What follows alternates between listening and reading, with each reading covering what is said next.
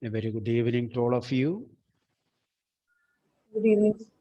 Please switch on the videos.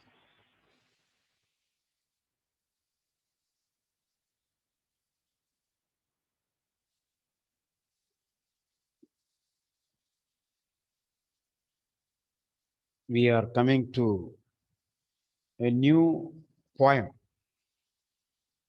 The An elementary school classroom in Islam. Page number 92. The second poem. An elementary school classroom in Islam. This is matching with the second lesson, Lost Spring. See, our lessons are connected mutually. One prose equal to one poem. Last lesson, missing a person, going to miss Mr. Hamel, my mother at 66. Feeling of missing mother in the nearest time. Clear now? Matching, theme matching. Both are missing one person, going to miss a person. Second lesson, lost spring, about the loss of childhood in the poor people. Now we are going to see an elementary school classroom in a slum. Slum is the place where poor people, very, very poor people, live in clusters. Clusters. So, poor people, their elementary school, again, lost spring coming here. Lost spring coming here. So, in this way, thematical matching. What is thematical?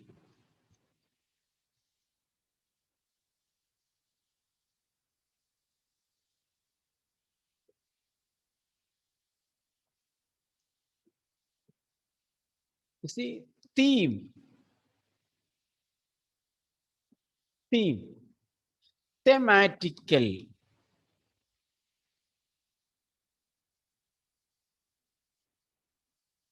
theme wise, topic wise, based on the theme, based on the topic. Clear now? So, one prose, one poem has a thematical sequence matching. So, when we study this poem, just you should have a memory about Lost Spring. Clear now? Okay. This poem is written by Stephen Spender. Very often, children, students study the name of the poem half an elementary school, but you have to learn it full. An elementary school classroom in Islam, written by Stephen Spender, was an English poet and an essayist. He left the university, Oxford, without taking a degree. When you read this sentence, do you remember anybody else whom you have studied? Albert Einstein. Albert Einstein. Last year we have studied. He was a dropout, isn't it? So this is what is called a correlative study. You have to relate one to the other. Then only you will grow in literature. Then only you will grow in any subject also. So he left University College, Oxford, without taking a degree and went to Berlin 1930. Spender took a keen interest in politics and declared himself to be a socialist and pacifist. Who is a pacifist? Again coming. Who is a pacifist? Pacham. Pacham. Who is a Person, pacifist? a One person who who value very much peace. one who loves peace. Pacham. Peace, Pacific Ocean, Ocean of Peace, Shanta Samudram, isn't it? It's a Latin word. So pacifist. You see, whatever words I have told in the previous years, you will come across those words in the course of studies. Not today, but tomorrow. Maybe this year, next year, when you go to colleges. So all this vocabulary, the last class I told you, collect the vocabulary. Only that thing only you have to do. Books by Spencer include poems of dedication, the edge of being, the creative element, the struggle of the modern, and an autobiography, world within world. In an elementary classroom in Islam, he has concentrated on themes of social injustice, underline, and class inequalities. These are the two things what we have seen in Lost Spring. Okay, with this idea introduction, let us come to the poem.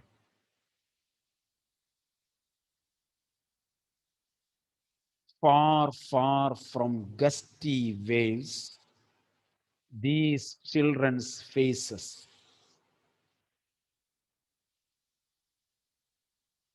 Far, far from gusty waves, these children's faces, like rootless weeds,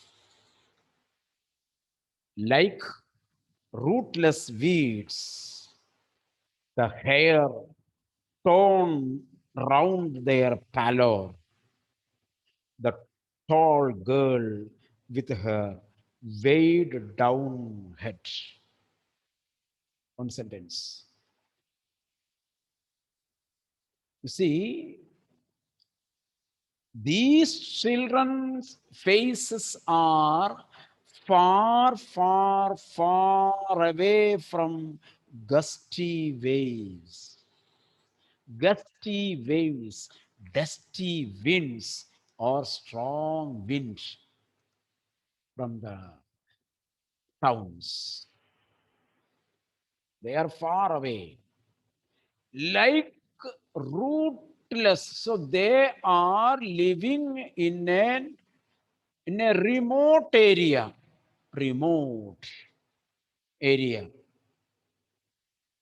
like rootless weeds. Underline simile, like rootless weeds. What is the speciality of rootless weed? What is a weed? What is a weed? Ordinary grass, not a flower, not a garden grass. Ordinary plant.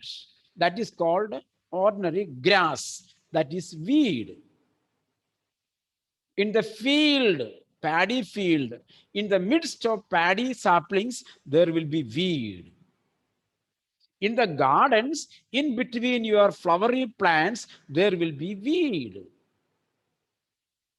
You pluck it and remove it.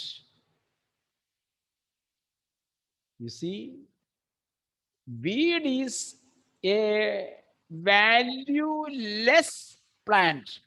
Nobody counts weeds. It has only an existence, but has no value. So, if such kind of weeds do not have roots, what will happen? It will be dried off, isn't it?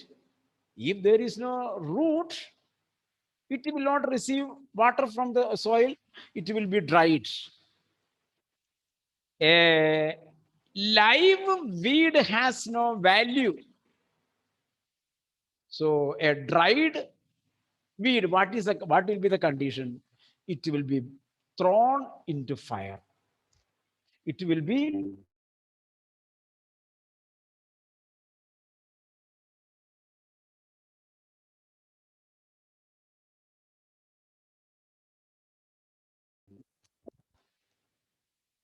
Hello? Ah. So you see, here children are sitting. Here children are sitting in the classroom in a slum. Their condition is compared to rootless weeds. They have no value. These children have these children have no value in the society. No value in the society. And if they do not have roots, what will happen? They will be dried. They will be ugly. They will be dirty. They will be valueless. Nobody counts. In the same way, these children are not counted in the society. Like rootless weeds, the hair torn round their pallor. Pallor means pale, pale color without blood. Pallor without blood. Their face is covered with hair, uncombed hair, dirty faces. They are not polished. They are not polished. They are torn round their pallor. The tall girl with her weighed down head. The tall girl sitting there in the classroom with her weighed down head. Underline, weighed down head. Do you think like that girl is like this? There are some children who have some deficiency of vitamins. So their body will be like this. Big, big head.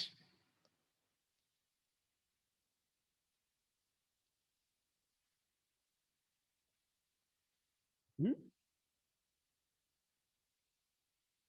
This much only body. This is only the head. So you may think that the child may be like this. And because of the weight of the head, it is fell down. Is it like that? Weighed down. You see, it is written there. Weighed down head. So the neck cannot carry this much big, large head. So it is fell down. It is fallen down. Is it like that? No. Weighed. This is weighed by the inequalities. Inequalities suffered from the society. This is the meaning. They were totally avoided by the society. They feel inequality. They experience injustice. They are away from the love of the society. They are burdened with shame. So, because of this, her head is weighed down. Her head can be compared to mind, personality, connotation. You can think like that. She cannot sit straight. She feel ashamed. She feel ashamed. So the tall girl with her weighed down head, the paper seeming boy, the one boy who is looking at the paper with the rat's eyes. keen, small eyes, very sharp, keen, but very small one. Eyes. The paper seeming boy with the rat's eyes. You see, one girl we have seen, one boy we have seen. Another one, the standard, you see, boy with the keen eyes, small eyes, that means he is not attractive. Eyes of the rat, not attractive.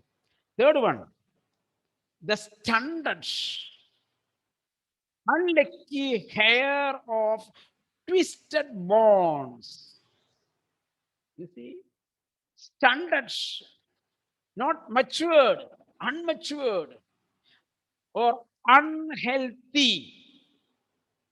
Another boy, stunted, unlucky hair of twisted bonds. You see, this is another one.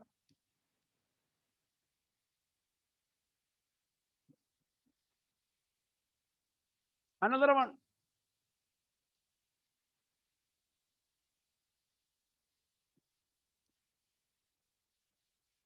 All the bonds can be seen. And his leg is like this.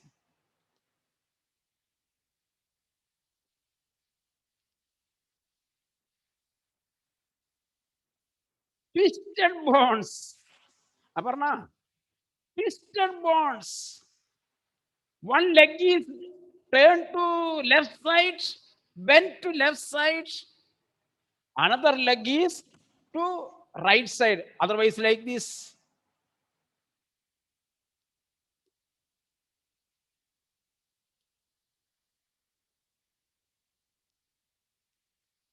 See, not properly grown. And he is a hair. Aparna, not your hair. H-E-I-R. The rightful person. You see how the poet has written the words. The unlucky hair of twisted bonds. He possesses this kind of shape. An unhealthy boy reciting from his desk. You see, you read like this. The standard, look at the book. Unhealthy, unlucky hair of twisted bonds. A father's gnarled disease. Gnarled disease, that means a the diseases that comes according to the age. When people become age, many diseases will come. So the boy is of unhealthy body, and his father is filled with a number of diseases. So you think about the condition of that family. Slum. You see, everything you have to think. It is in a remote place. It is a slum. Slum, the houses, how it will be. Remember Rakesh? Wobbly doors with the clay and stones, plastic sheet on the top, all together one room, one corner kitchen, one corner bedroom, one corner toilet, one corner drawing room, only one room. You see, such clusters, hundreds and hundreds of houses together, unhealthy children, their unhealthy parents. So, unhealthy children are begetted from unhealthy parents. Because of the unhealth or because of ill health, the parents cannot live by themselves. They do not have money. They cannot take care of the children. Therefore, the children also become possessor of ill health and diseases. Clear now? This is the picture of the slum. And that boy is reciting, reading from his desk, classroom desk. At back, another one. So students are introduced here. At the back of the dim class, there is no light, there is no fan. At the back of the dim classroom in darkness without light, proper light, one unnoted, unnoted means unnoticed, unnoticed, sweet and young one is sitting. At the corner at the back, one is sitting. Nobody notes him, attend him. Unnoted. He is very smart. He is very smart. And he is very young and smart. Why he is so smart? His eyes live in a dream. He is dreaming. We have seen another person who had a dream. Who was that? Who was that? Rakesh. He had a dream. I will become a mechanic. Dream. Here, amidst all types of these poor children, one smart boy, one smart child is sitting. He is dreaming. In the dream, he imagines a future life. In his dream, he dreams a pleasant life. Since he dreams a pleasant life, his face becomes blooming. The blooming face shows he is smart. Clear now? Why it is told smart? He is dreaming. He is dreaming something, a positive future. When a person is dreaming a good thing, his or her face will be blooming. And seeing the blooming face, we say he is smart or she is smart. Isn't it? Look at Emmanuel, how smart he is. He is dreaming about the village elementary school. Am I right, Emmanuel? He's dreaming. He thinks now how smart that boy was. Ah, if you dream, your face will be blooming, white, and it will be attractive, smart. At the back of the dim class, one unnoted, sweet and young is sitting.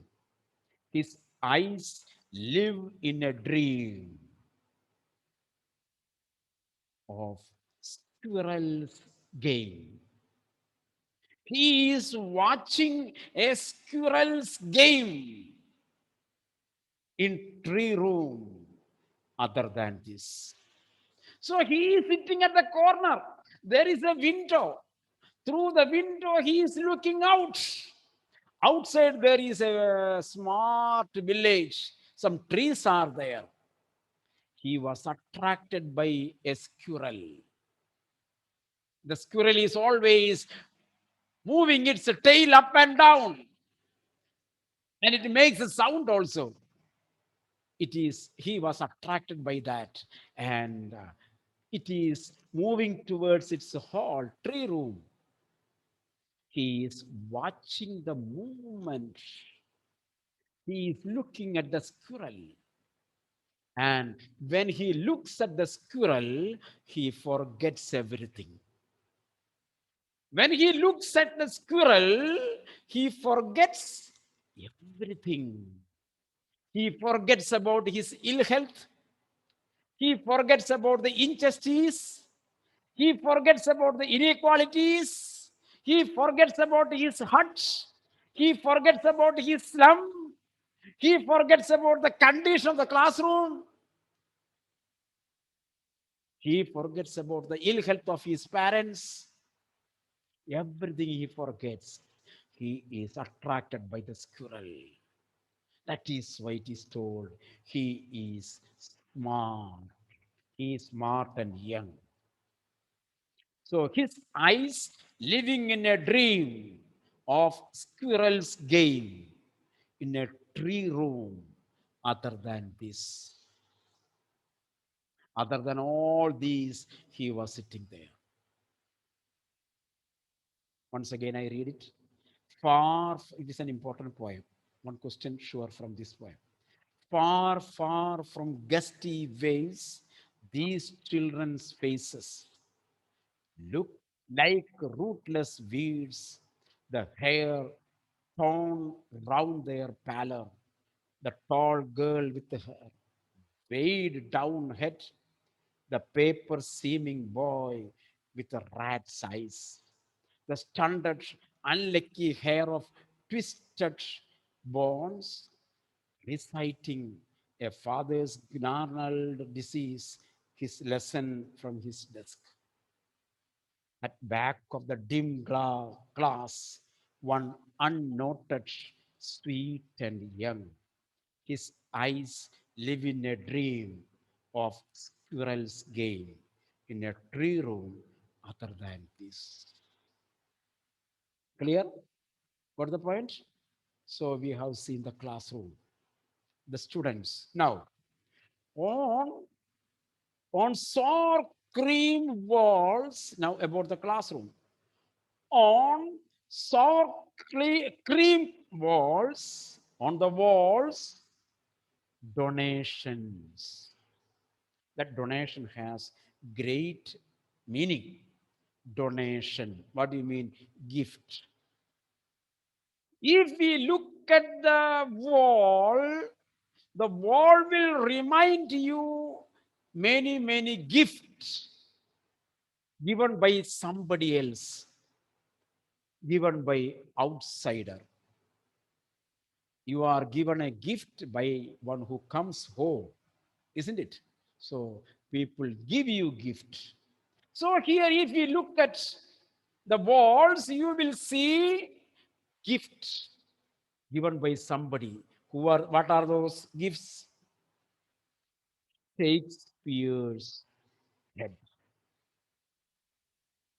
Picture of Shakespeare is hanging on the wall. Why it is a gift for the children, unhealthy, discarded children of slum. What does it mean with the picture of Shakespeare? Nothing. No meaning for them. So it is a gift given by people who are out of their range. So Shakespeare's picture head will not match with the students of dim classroom, the slum area. Then Shakespeare's head is hanging there, cloudless at dawn. You see, everything has connotations. Cloudless dawn. What is dawn? Very early morning, the beginning of the day. That is cloudless. What is cloud? Burdens of the life. Clouds symbolize the burdens of life. These children are burdened with problems. These children are burdened with many issues: injustice, inequalities, racialism, financial problems, educational problems, basic needs. They are burdened with many things. And the poet says, on the wall, there is a picture of dawn without clouds that represent rich class. That may represent rich class. If it should be matching with these children, it should be the dawn should be in a cloudy atmosphere. So it has a hope. These children are with the problems, but there is a ray of hope. You see how the thought goes, how the reflection goes, how the connotation goes. A picture of dawn with the clouds would be matching with these children, because the life of these children are burdened with the problems. Dark clouds will be symbolizing their life. And from there, the dawn comes, ray of light comes, symbolizing a ray of hope, a ray of light towards prosperity. Clear now? Do you follow my point? If your photos are your videos are not on, so I do not know, because this poem has a lot of meaning in the depth. If you don't understand, you will not be able to write the meanings. So you have to understand the poem, because don't think the poems like at class 10. No, in plus 2 we have to learn the poems with its connotation and denotation, with inner meaning. That is why you have to understand. If you keep your all the videos close, I may not be able to know whether you understood or not. That is why. So here you see cloudless dawn, cloudless at dawn. That represents a rich class. So Shakespeare doesn't match with the children of slum. A cloudless dawn cannot match with the children of slum. Next one. Civilized dawn riding all cities. Pictures of the cities. In the city, all the buildings are minar with the domes. A house with a building with the dome shows rich and prosperity, richness and prosperity. Highly civilized cities will have very large monument, very large buildings. Will anyone go and build? What is that? Dubai, there is one Burj Khalifa. Will anyone go and build Burj Khalifa in Islam? No. It will be constructed in a well-developed city. Well-developed city. So here you see civilized domes. Domes. No? Domes, I think you may understand. Domes, minars. Minars. So it shows richness and prosperity. Civilized dome riding seen all cities. Riding on all cities means seen on all cities. Belled, flowery, Tyrolese valley. Belled, flowery, both are same. Belled means attractive with the flowers. Flowery, Tyrolese valley. Tyrolese is an exceptional valley in Atlantic Ocean, Atlantic area. Atlantic area is full of, sorry, not Atlantic, Antarctic area. Tyrolese Valley is in Antarctica area. When we hear Antarctica, we know it is full of ice. But Tyrolese Valley is an ice-free valley in Antarctica. There is no ice. It is an ice-free valley with the green plants and flowers. So it is exceptional. in Antarctica, no ice. So, well flowery Tyrolis Valley is pasted there. Tyrolis Valley is a symbol of attraction, beauty. It is a symbol of beauty. Tyrolis Valley is a valley in Antarctic region. It is an ice-free region without ice.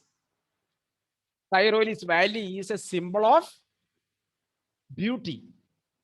So in front of these poor children, what is the purpose of showing the Tyrolis Valley? You see that difference? What is the purpose of showing the Tyrolis Valley to these people who are living in the slum? That is why it is told all these are the donations of rich class. It is coming not from their life. If it is from their life, they may make something with waste paper or some kind of that things.